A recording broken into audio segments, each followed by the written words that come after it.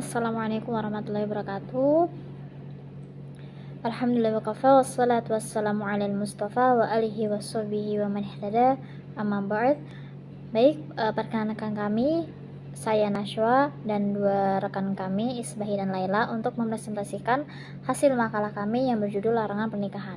Yang pertama adalah larangan pernikahan. Pengertian dari larangan pernikahan atau yang sering disebut dengan tahrim an-nikah adalah ketentuan syariat yang melanggar akad nikah antara dua orang pasangan suami istri karena adanya suatu sebab tertentu yang ditetapkan oleh Allah Subhanahu wa taala. Dan jika dilanggar, pernikahan dinyatakan tidak sah secara hukum syar'i. Hal ini ada dasar utamanya yang tersebut dalam Quran surat An-Nisa ayat 23. Yang kedua ada dasar hukum dan tujuannya. Yang pertama, dasar hukumnya tertuang pada Al-Quran surat An-Nisa ayat 23 dan hadis riwayat Al-Bukhari. Kemudian ada Undang-Undang Nomor 1 Tahun 1974 dan Undang-Undang Nomor 16 Tahun 2019. Kemudian tujuan diadakannya larangan pernikahan, yaitu yang pertama ada hifdzu an-nasl atau menjaga kemurnian keturunan. Yang kedua ia hifdzul al-aid atau menjaga kehormatan keluarga. Dan yang terakhir ada ketertiban sosial dan pencegahan dari penyakit genetika.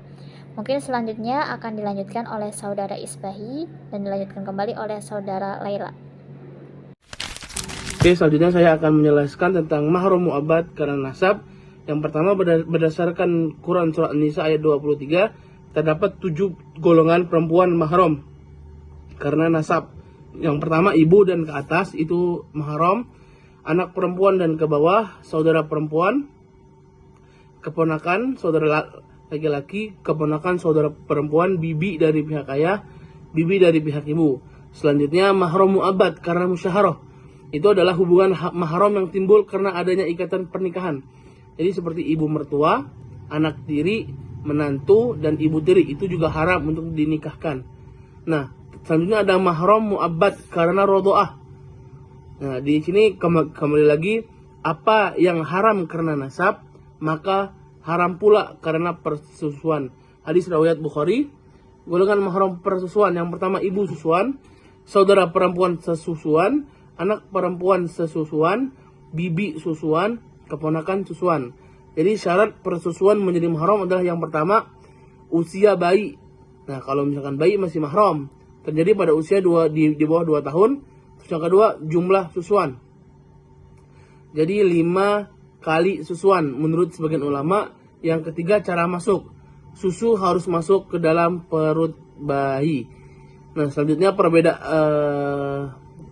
perbedaan mahram mu'abbad dan mahram mu'aqqad itu adalah aspeknya adalah yang pertama sifat dan larangannya. Kalau mahram mu'abbad itu permanen atau selamanya, kalau mahram mu'aqqad itu sementara. Penyebabnya kalau mahram mu'abbad itu adalah nasab, musyaharah, rodoah. Kalau mahram mu'aqqad masa iddah, masih bersuami. Kalau dapat berubah, kalau mahram mu'abbad tidak dalam kondisi apapun. Kalau misalkan mahram mu'aqqad dia masih, jika dia bisa berubah kalau sebabnya sudah hilang. Contohnya kalau mahram mu'abbad itu ibu, anak perempuan, saudara. Kalau misalkan mahram mu'aqqad itu wanita dalam iddah sama saudara ipar. Mungkin sekian dari saya, akan dilanjutkan oleh saudara Laila. Assalamualaikum warahmatullahi wabarakatuh. Izin untuk menyampaikan atau meneruskan apa yang telah disampaikan. Langsung saja ke poin 5, yaitu implikasi hukum mahram mu'abbad. Nah, implikasi hukum mahram mu'abbad itu ada 4. Yang pertama ada pernikahan dengan mahram mu'abbad, hukumnya haram dan batal.